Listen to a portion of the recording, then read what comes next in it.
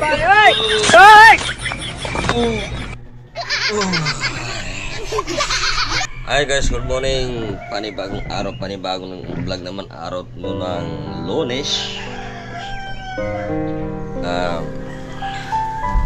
Nalala lang guys, mahangin pa.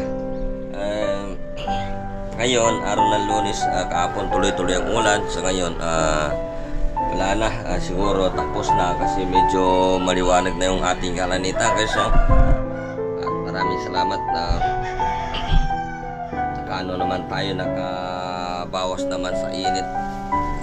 Kita ko lang sa inyo, ito lang, bawasan nung tuwang-tuwa naman to guys sa itong mga ating mga halaman dahil, pero medyo mahangin-hangin pa rin ng konti ngayon.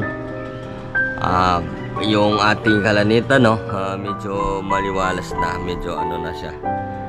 Kahapon talagang yung kahapon sa ngayon guys, medyo dito lang banda pinapakita ko rin to kahapon dito sa pero madilim pa kahapon, tuloy-tuloy ang bagsak na ulan ngayon. Ito yung baba natin.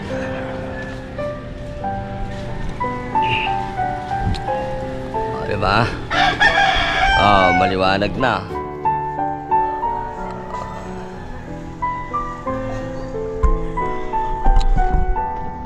Yan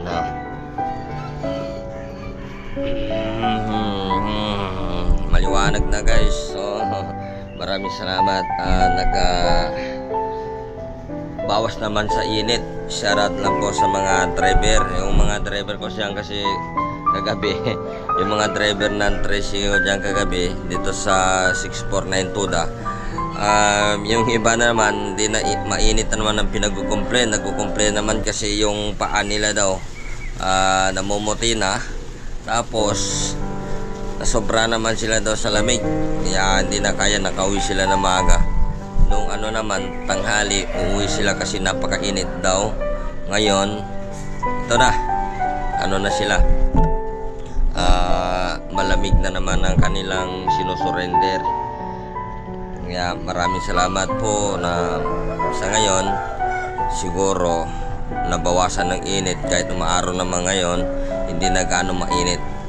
Shoutout sa lahat po ng mga driver, konti tiis na lang. Yun lang po, pag umulan gawa nyo lang mga talok po yung mga motor, at sa mga lumalabas magpapahing lang po kayo guys, kasi para maiwasan natin ng trangkaso sa ganun ng pangyayari na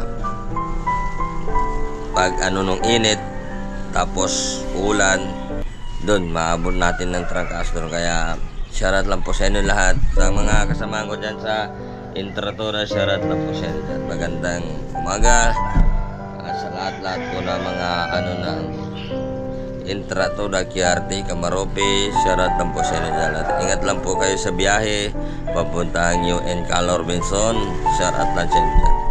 At sa mga driver po natin dito sa 6492, shoutout sa inyo dyan. At magandang umaga. Bye-bye na. Yun lang po.